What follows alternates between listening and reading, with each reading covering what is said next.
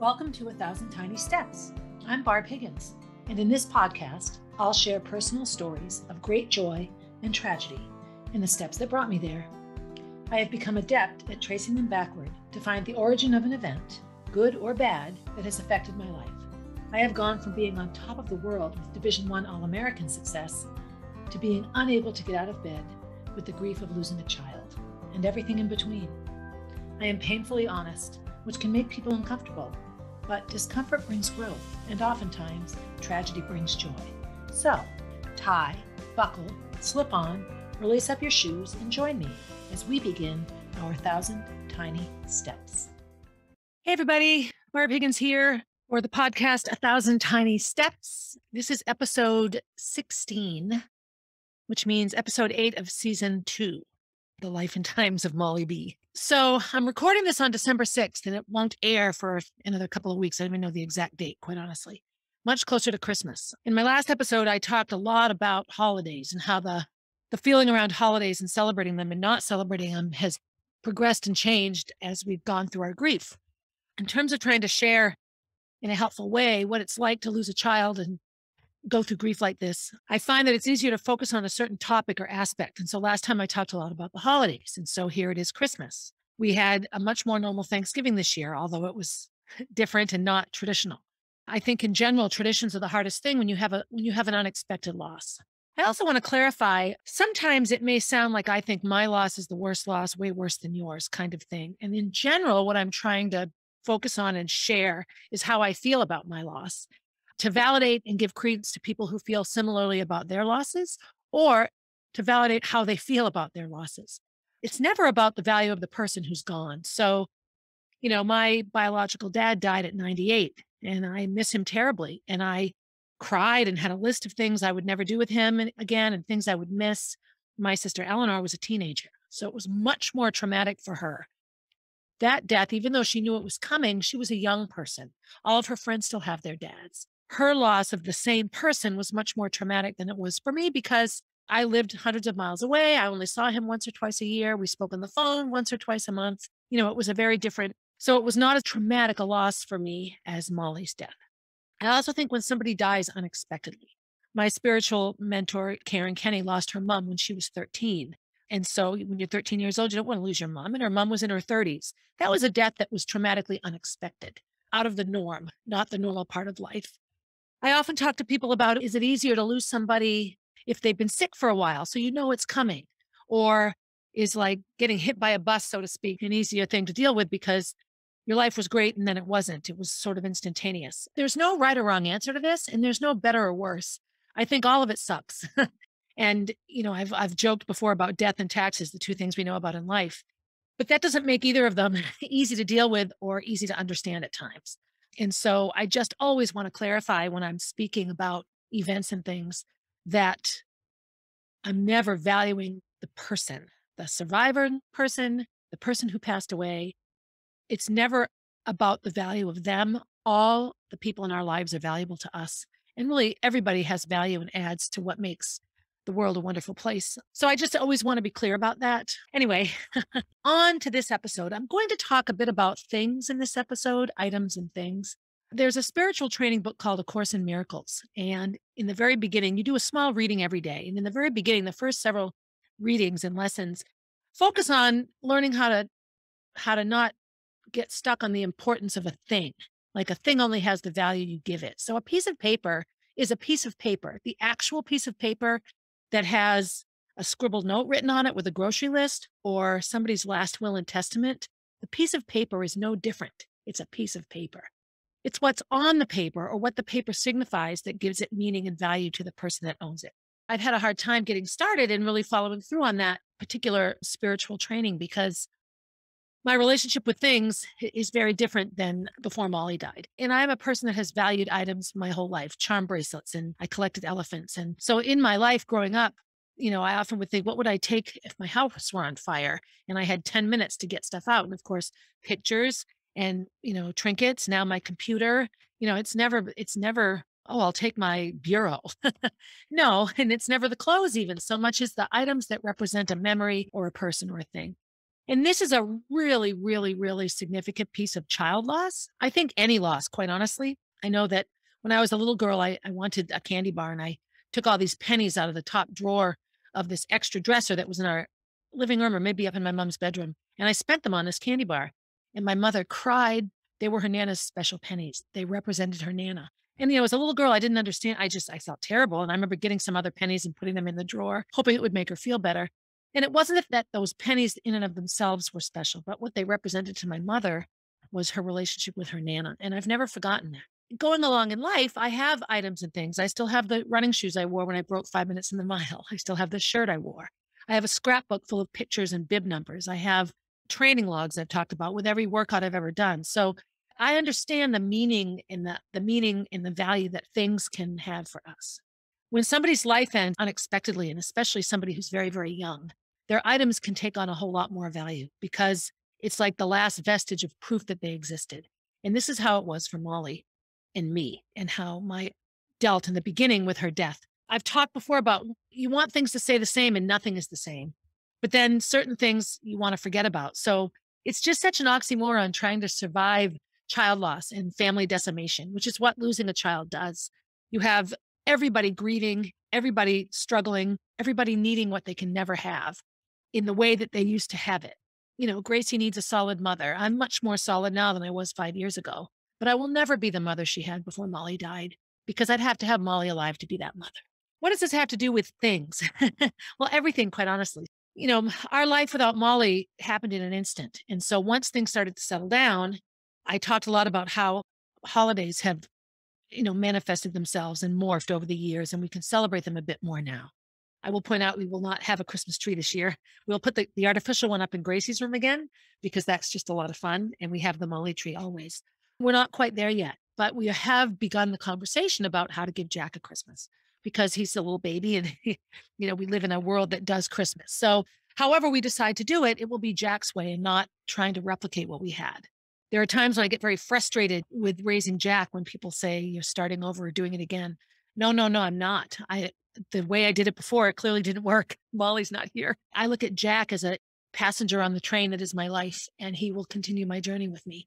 And he's a thing that didn't exist when Molly was here. So sometimes those things are easier to deal with.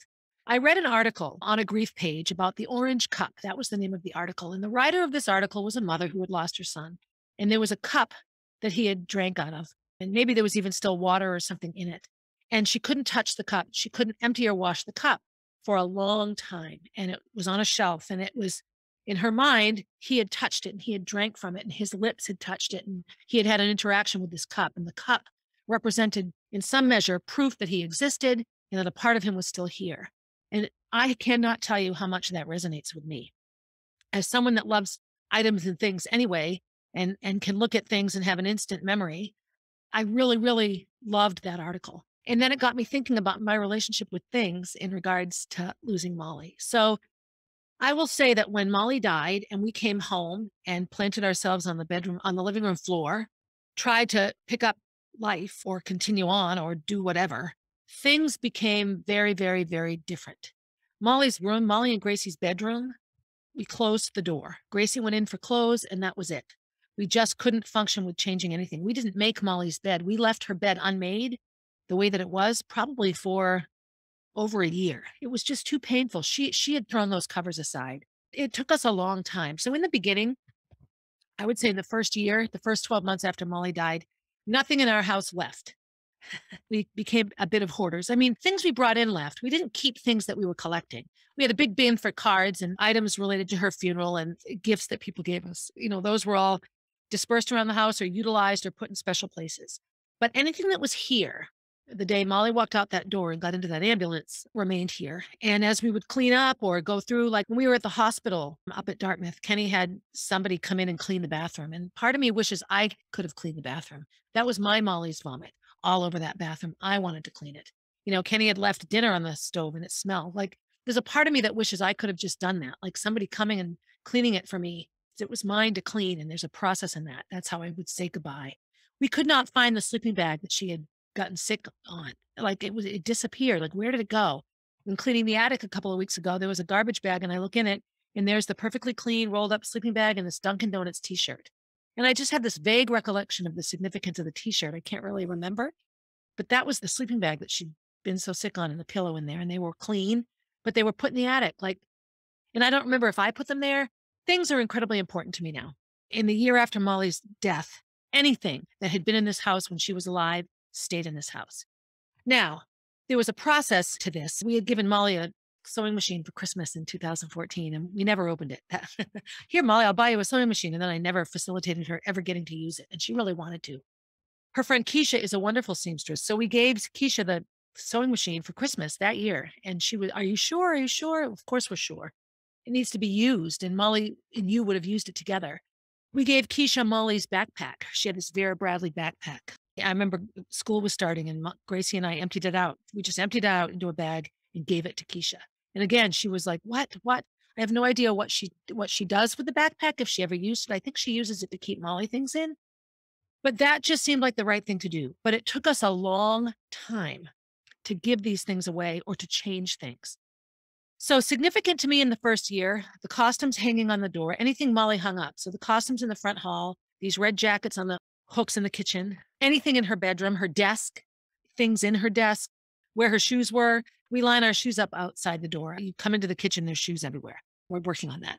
And the shoes that Molly was utilizing at that time remained on the kitchen floor for about 2.5 years. There were just things that we didn't want to change. We didn't want Molly to disappear any more than she already had. And I mean, it was a black hole. There was just no Molly. I would say it took me over a year to really address and look at any of Molly's things. We had to bring some of her things to our attorneys in our lawsuit process. And that was difficult for me because they were Molly's. Like, don't lose this, don't lose this, don't lose this. Report cards. She wrote a paper on Malala. The school district gave me a disc with all of her schoolwork that was ever on the server there. Everything, like anything that was connected to Molly took on a huge importance to me. It doesn't mean anything in terms of the thing. The number of people who have said to me, well, you look at it, you have a happy memory. Do you really need to keep a receipt? Do you really need to keep a dirty paper cup? Do you really need to, and sometimes the answer is yes, until I'm ready. Until I don't, I'm keeping it. There's a show on TV, Hoarding Buried Alive. And I used to really, really just wonder about those people. I just didn't understand, like, why would you not be able to throw away a rusty old rake or your 15th jacket? You've got 15 red jackets. Why do you need all 15? Can't you just keep the 5 you like best or whatever? And I couldn't understand it. And there would be these long conversations between the host of the show and the doctors they would bring and the person in the home full of what looks like garbage. I completely understand it now. Over the 5.5 years that Molly's been gone, there's been a process by which we've gone through things. So I would say nothing was given away except an item here or there. I remember early on, we gave away the bicycles that Molly and Gracie rode when they were up at Jonathan's, my brother Jonathan's. My mom bought them bikes to ride around when they came to Plymouth. I didn't have a big attachment to those, but I gave them to people that knew and loved Molly. Allowed Gracie to give things away that she felt she wanted to give away, items that were connected to her. But there wasn't a lot. In that first 1.5 to 2 years, we really just functioned, as I said, in a bubble, and the things stayed. There are some things that stand out for me now, and what I'll do is I'll share the process by which I began to be able to let go of things. I've talked about the black hole in which I lived the first 12 months after Molly died, and the second year wasn't much different. I spent a lot of my time numb, drinking a lot, taking a lot of prescription medicines and other drugs and things, and just trying to not fathom the fact that I was living this life. I just needed to somehow feel okay or feel nothing. I busied myself with coaching to the best of my ability. As the second year went along, I started to engage in a bit more work. 2018, so that's 2 years, was the year that the lawsuit wrapped up, this finality that she's never coming back. So how does this tie into physical things? Well, when you spend time in a lawsuit talking about the last minutes or days or hours of someone's life, they're still alive in your conversation because you're talking about what went wrong or what could have been done to have them still be alive. The mind is an amazing thing, and I've talked about this before. It really does take care of you and keep you functioning in times of extreme trauma and grief. I actually react really well sometimes in emergency settings. I get real calm, Barb mode. But Molly's death was decimating in that regard. So we end the lawsuit. We go into the summer of 2018, and the reality hits. She's never coming back. There's nothing left to work on now. she's gone. So the logical thing for me at this point was when I really decided, okay, I can't just continue to be a drunk. I can't just numb myself forever. She's never coming back. So what is the legacy of my life? Is it that her death decimated me and I became nothing and useless, or her death decimated me, but I somehow rallied around and pulled myself up and did things to find meaning in it and to make my life functional. It was also at this time that the baby dreams came back. In the process of spiritual mentoring and coming off all of my medicines and finding the brain tumors, all of these things were like big, giant face slaps, so to speak. All of a sudden, somebody taking my face and making me look at something I didn't want to see. Time was going along and Molly was never going to come back. And this affects every action in my life. To this day, it affects every action in my life. At this point, when I find out I have these brain tumors and now I'm stuck in my house recovering from brain surgery, two things had to happen. The room I'm sitting in here, as I said, was our big junk room. It was full of stuff, but I wasn't going to be able to go up and down stairs while I was healing from this particular surgery. So Kenny and I emptied this room out and put everything into the living room, and we put a mattress on the floor in here so I could sleep down here. So if I got up in the night, I could just walk to the bathroom. I had gone back upstairs and was sleeping in a bed upstairs, and I needed something better than a floor bed because, I was recovering from brain surgery. So I spent like 6 weeks in the house, really stuck in the house. I got my head shaved and I went out for dinner and breakfast a couple of times, but I didn't go anywhere. I really wasn't well enough to do much for about 6 weeks. I began the process of cleaning the house. And I mentioned that I had done that a little bit with this particular room because it was full of hospital things. And those were post Molly's death things. And it was easy to sort of organize those things up and put them in bins. And then this room was a playroom and an office. So there were office materials and those were easy. So during the 6 weeks that I was recovering from brain tumor surgery, I did a Facebook Live every day. And I talked about the whole process of this and how I felt about it. And I wore Molly gear all the time. I felt so connected to Molly. I was very full on into the spiritual mentoring at the time, so I was really trying to look at things that way. And so I was in the right place to begin this process. So we had little tables on either side of the couch. We have a TV table with a drawer. I started with all the drawers, all the junk drawers, because they were full of all things Molly. Molly and Gracie were famous for like, we need to clean up. And they would just put things in drawers and close the drawers. So this was a walk down memory lane for me. I could throw away some things. I organized some things and I put lots of things back. The table that's up in my bedroom right now with a lamp on it, it used to be in the living room here. And its drawer is still full of little items and things that belonged to Molly and Gracie at that time. And at some point they'll go maybe into a box with an explanation of what they were. Right now, they're just in the drawer, but that drawer isn't even in the living room anymore. It's not where it was when she was here. All of these things are significant for me. And I'm not sure if any of this makes any sense to any of you. All of you, I would think anyone listening would have some item that's important to them. A lucky charm or a keepsake, a letter that somebody wrote to them or a picture. All of these things matter. So during my brain tumor recovery time, so this is 2.5 years now after Molly's death, I could really start focusing on the things. I organized all the bins of pens and crayons and markers, which meant taking them from places like the playroom upstairs, really, really putting them all together so that Molly's actual markers that were in the playroom got mixed up with the markers that were in my office. And, the felt tip markers Molly really liked. And so I'd just gotten a new package of maybe a month before she died. And I collected those from all around the house and put those together. And, all of this was processed. And I know some of you must be thinking, oh my gosh, it's pens and Scotch tape. But it was just items for crafting that Molly would use. It was things that were here when she was here.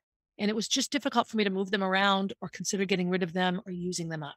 This was the first ability for me to do this. I did this during that time. All of the junk drawers and all of my office supplies.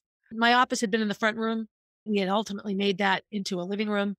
Kenny had emptied it one day. It was just full of junk. In the time after Molly's death, that was another junk room as well. We really just lived in the living room with the blankets on the floor, the kitchen, the bathroom. That was where I lived. And then Kenny would go upstairs to bed. So all of this process, Molly's ambulance just went by again. Hi, Molly. Molly was in ambulance number 5. So when it goes by our house, I always wave to it. Another thing that has meaning to me. As I recovered from brain tumor surgery and carried along with reorganizing the house, I went through a lot of things and created lots and lots of new space and cleared out space and organized to have a better handle on things. But now what I had was bins and bins of things all over the place. Maybe not a big mess, but still things, bins covering the floor, This room was full of bins not too long ago. There were other things. So I've talked about the dance costumes in the hallway they hung up. Gracie got to the point where she was ready to take hers and organize them and hang them up. I asked her, did she want to take Molly's? And she said no, she did not want Molly's to go. And so Molly's didn't go.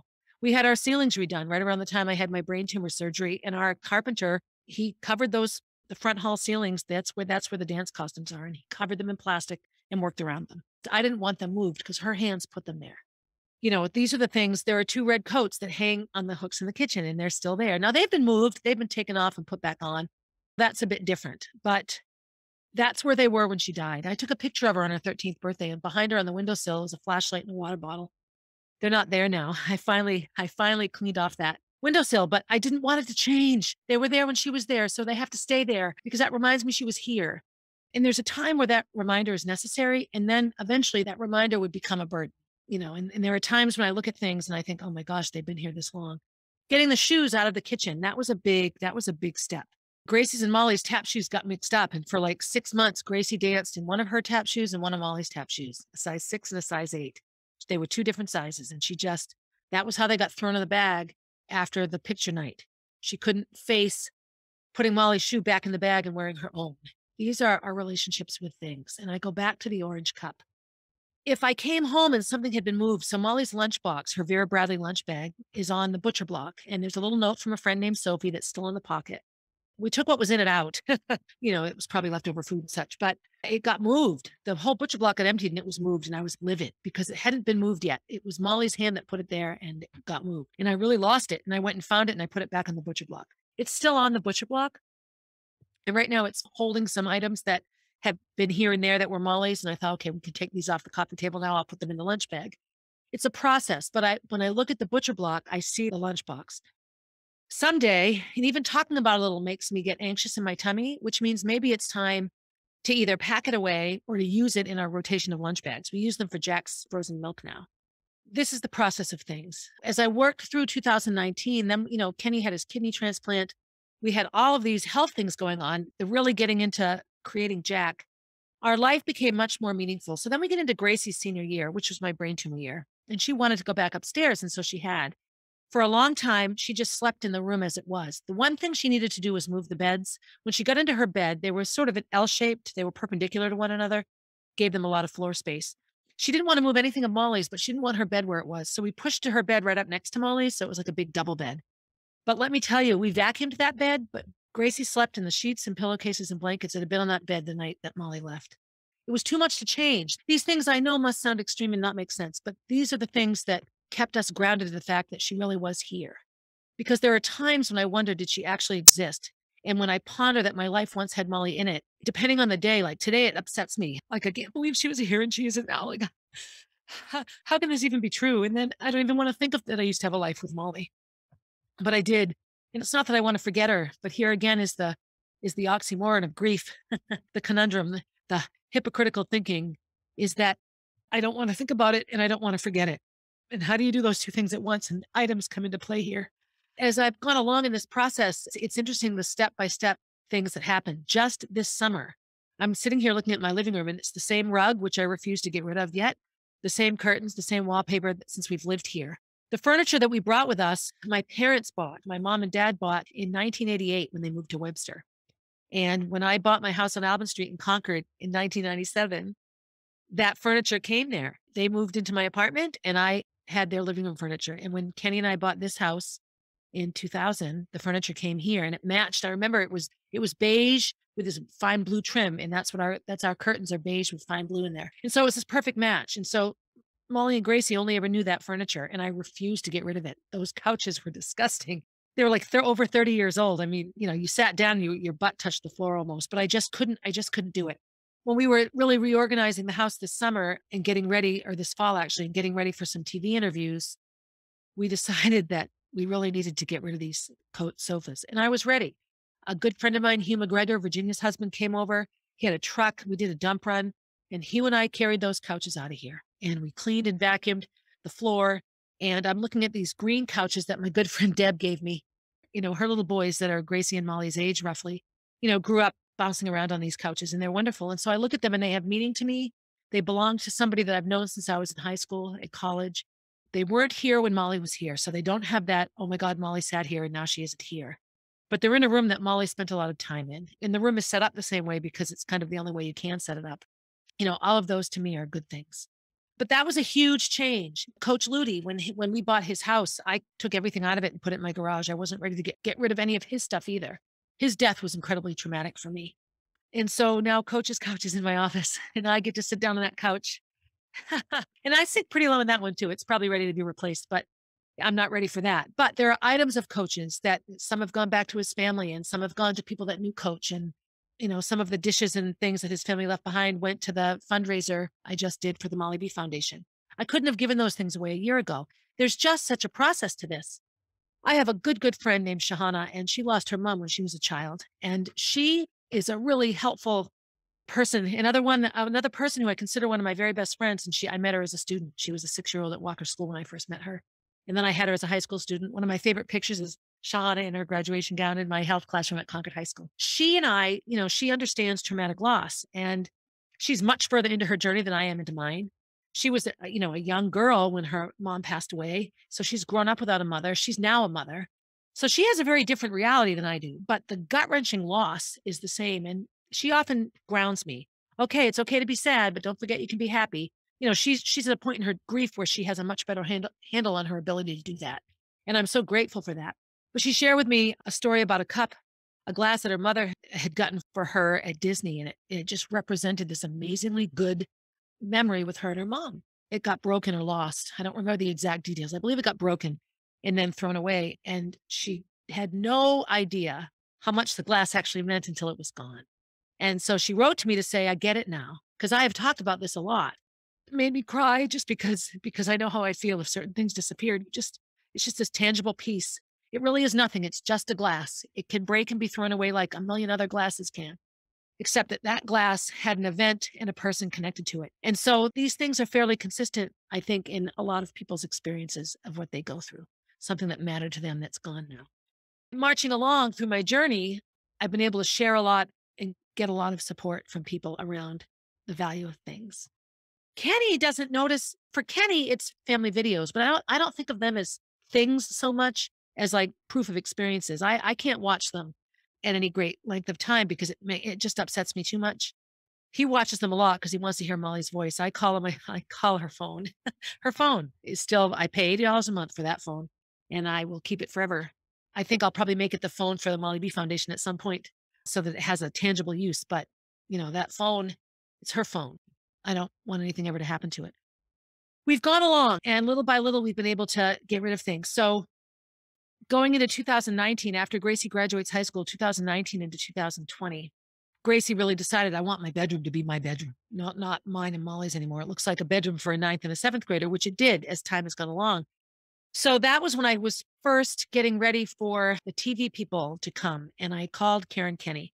And I knew she would understand my fixation on things. I also knew that if I was ready to let go of something, she is somebody that would be able to walk me through it so that I could let it go and feel okay about it and process it with me if I regretted it later.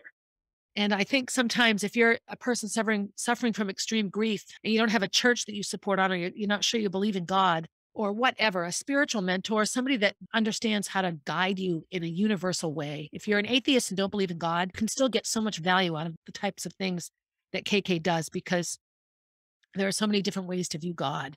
When I look at a sunset, I think of God. There are a million scientific explanations for sunsets. KK's first visit to help me clean my house, we started with Gracie's room. And so about 2 weeks prior to that, another really important person in my grief journey who I've just come to know well in the past year is a woman named Lisa. Lisa Peters. She's the best. And she's a bit like me, harsh, outspoken, a bit impulsive. Both have very angular features and long hair. I met her at CrossFit, so she's a CrossFit friend, but we just share so much. And I think I've talked about her before.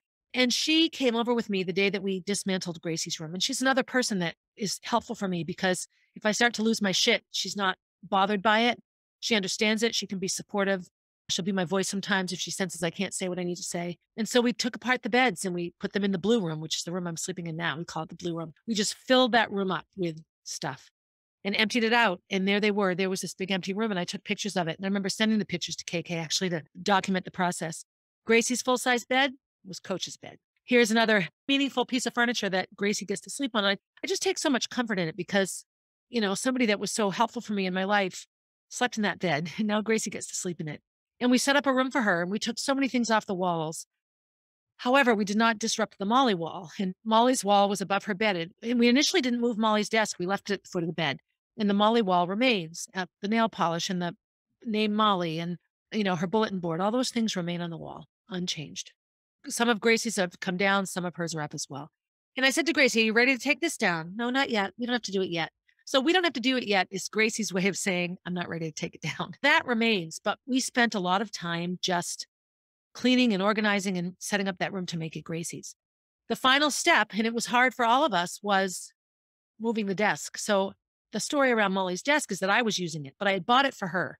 Gracie had a desk. They were sharing a room. They'd redone it. Molly needed her own desk. And I was actually at work working at the desk when she came down and wanted it. I believe I've told this story. And I said, yeah, you can have it now. And I just turned my computer off and I took everything off it and I dumped the drawers on the floor in a big pile.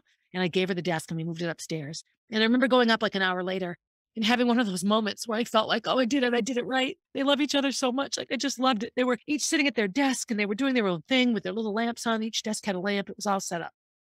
So moving the desk was significant and it wasn't lost on Gracie, but we did. We picked up the desk and moved it. And it was the final piece of really moving stuff that had been there for Molly. The dirt under the desk is still there on the woodwork.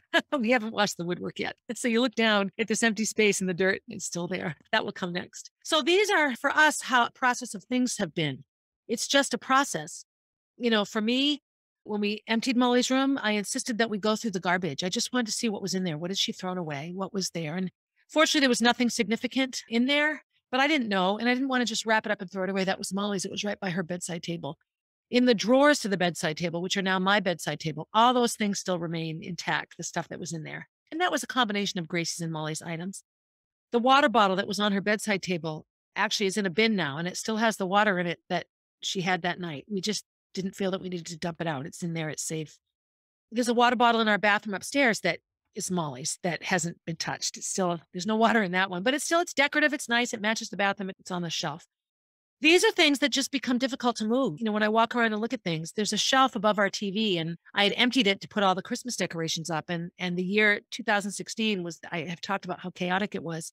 And I never ever went down to the basement and got the box of things that used to be on the shelf, pictures and items.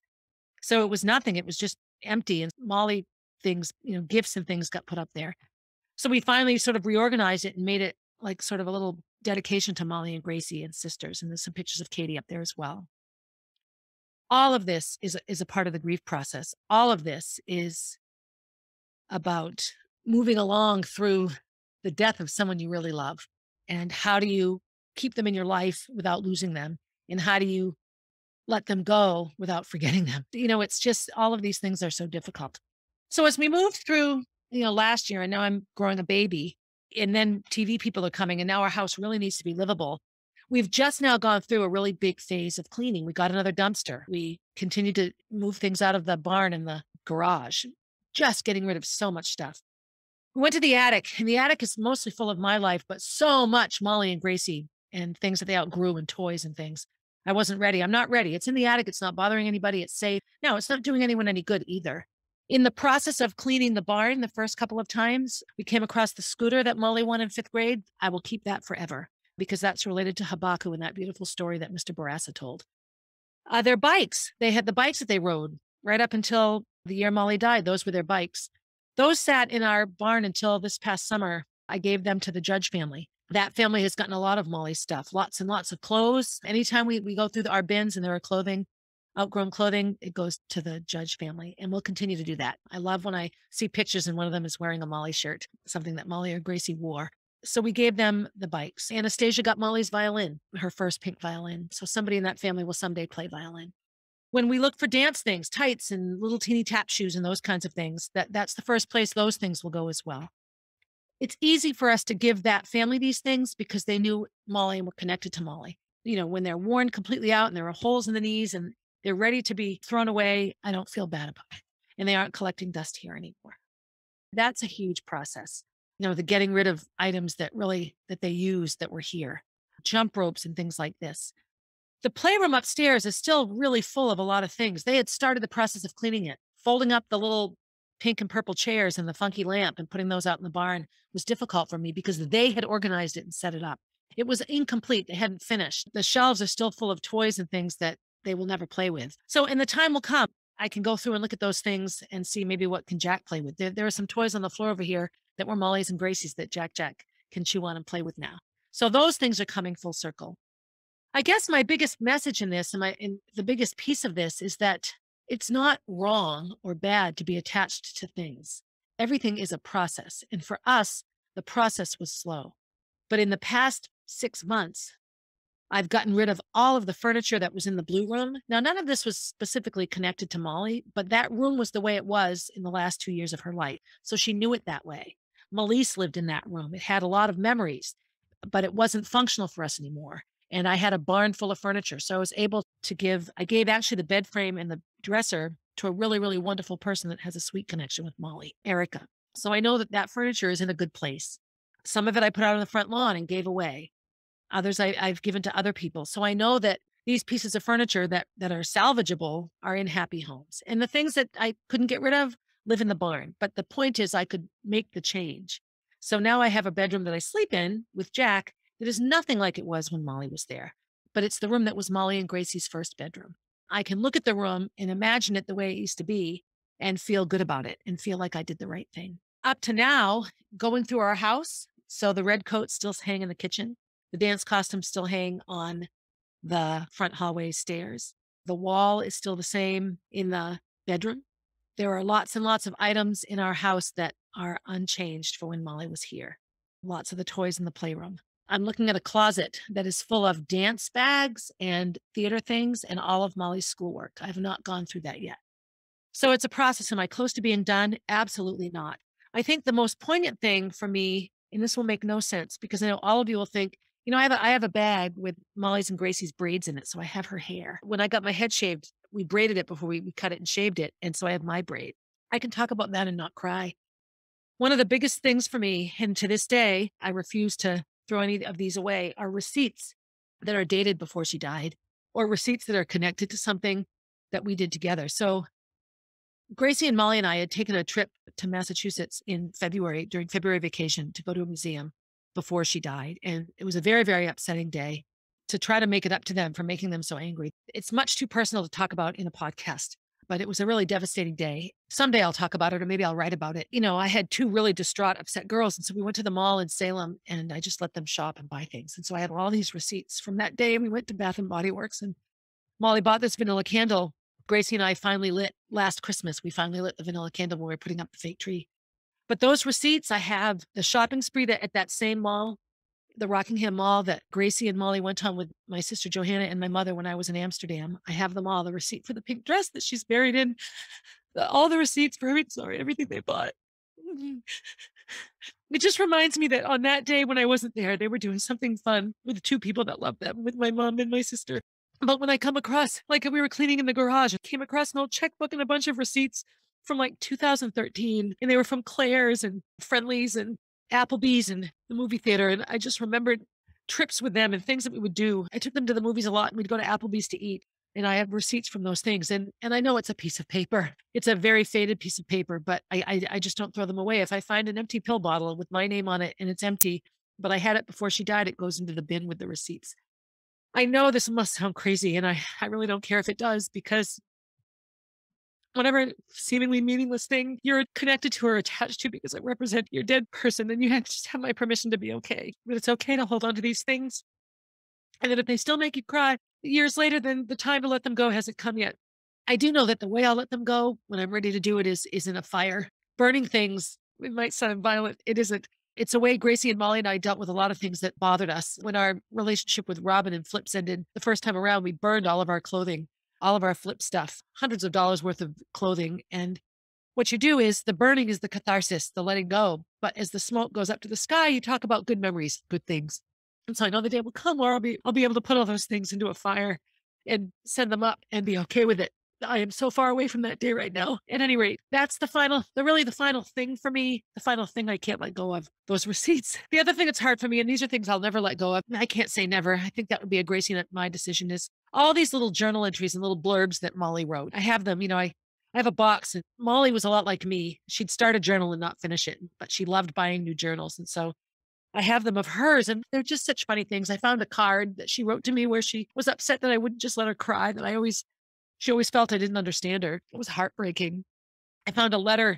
Molly and Gracie had put together a little bag, their runaway bag, if Kenny and I were having a serious fight, that they could go stay with somebody. And in it was a note that would be left for us with all the reasons they were leaving. And, I don't know that I could ever throw that away, as hard as that is. It's just evidence of what was going on at the time, and it reminds me of things. So I'll end here. I always have such good plans to sound organized and together when I do these podcasts. I'm sorry if this one was disjointed or jumbled. Sometimes that's how grief is. It's disjointed and jumbled. But I just look at things. And I'll close with my most recent sort of experience with things, and that was costumes, dance costumes that Molly wore. So we just had the Christmas show. And I'll talk a lot about that in my next episode. But every time there was a dance on stage or somebody sitting on Santa's lap in a costume that Molly wore or sat on his lap wearing, I had a real catch in my throat. I remembered Molly at that size. Oh, I remember Molly in that one. I remember Molly in that one. And, there has not been a Christmas show without a bands off in it. Little teaser for next episode. Those are things that are tough for me. Those aren't my things. Those costumes don't belong to me. But when I see them, I saw a girl backstage in a blue ballet costume, and Molly had gotten her blue ballet costume for the recital the year that she died. It hung on my bathroom door. One day it wasn't there because she wasn't going to wear it. Somebody took it back to CDA. So these are things that are difficult. So in your grief journey, as you go through whatever it is you're grieving, whether it's a breakup, whether it's the loss of a pet, whether it's the loss of a parent, whether it's the loss of a job, whether it's an unexpected move and you can't live where you used to live. If you have things, physical things that are important to you, no, you don't want physical things to guide your decision-making in your life, but you do want to be able to pick up something and have an emotion and a feeling from it and have it matter to you and hold it in your hand, and the physical proof in your hand of something that no longer exists, to me, is an important piece of grief. It's been a huge piece of my grief process. I think it's that way too. If I were to end this podcast on any specific note, it would be this. In your next couple of days, in your day-to-day life, and getting ready for the holidays and cleaning a closet or whatever, when you come across something that's special to you, look at it for a minute and remember, why was this special to me? What does this remind me of? And then ask yourself if you need to keep it. I'm not suggesting you get rid of anything, but in my process with KK, going through bins and bins of items, room after room, getting ready for the TV people. And then, okay, the TV people have left and now I just have all these bins and I can't get through them on my own. What do I do? How do I do this? One thing that KK did with me that was super helpful was to really look at it. Okay, here it is. Do I really need to keep it? Or am I ready to let it go and think about it, take a picture of it, whatever, and send it away? It was amazing the number of articles of clothing I was able to get rid of. I also felt if I was wearing something that I wore when Molly was alive, I didn't want to get rid of it because I'd look at it and remember that time. That actually has been a part of my journey that I'm happy I'm moving along, because those memories don't always evoke a happy memory. And so if it doesn't, if it brings you unhappiness, free yourself from it. But I got rid of a lot more things. And then I helped Kenny get rid of his clothes for our clothing drive. And it was the same thing. All right, Kenny, do you really need to keep that sweater? So it was very, very helpful to me. And in the weeks since I did the clothing drive and the TV people have been here and all of that, when I come across something, I ask myself, do I need to keep it? All right, Barbara, do you need to keep this? And if the answer is yes, I have a drawer that it goes in, a few drawers or a bin. Sometimes I go back a little bit later and take it out and throw it away or move it along. I've gotten better at that too. And I did that in the clothing a couple of times. No, I need to keep this. No, you know what? I don't need to keep it. And KK would just say, good job, Barb, good job. So look at your things. Keep the things that matter to you. Even if people think you're a clutter hound or your house is too full, it's a process. And the last thing you want to do is throw something away that you wish you hadn't, because you can't get it back. And it's one more thing in my mind that you've lost. As always, I hope as we march through the holiday season that those of you that are suffering and struggling are doing okay. There's no right or wrong way to do this. Absolutely not. The right way is the way that you need to do it, or that you find yourself doing it. I wish I could go back and not have been inebriated for 2 years, but I can't. And at the time, perhaps that was all I could do. Do what you need to do, beautiful people. And those of you that are fortunate enough and lucky enough to be in a place where you can really celebrate the holidays, please do. That's a wonderful thing. Just be mindful of people who are grieving and their relationship to the things in their life and the things that matter. You might not understand, but you don't need to. Just acknowledgement, acceptance, and validation. That receipt from Bath and Body Works is important to me, is all I need. It won't always be in my drawer, but it's there right now, and that's where it will stay. Do something nice for somebody. Do something nice for yourself. bring happiness to someone. And as always, have a good day, everybody. Hey, thanks for listening and for supporting 1,000 Tiny Steps. I hope you enjoyed the episode and will continue to listen. Feel free to leave a review and share my stories with your friends. Also, please reach out if you have stories to share. I love hearing from and connecting with my listeners. If you would like to know what I'll be talking about down the road, you can find me on Instagram at Barb_444, on Facebook as Barb Higgins, and at my website, www.1000tinysteps.com.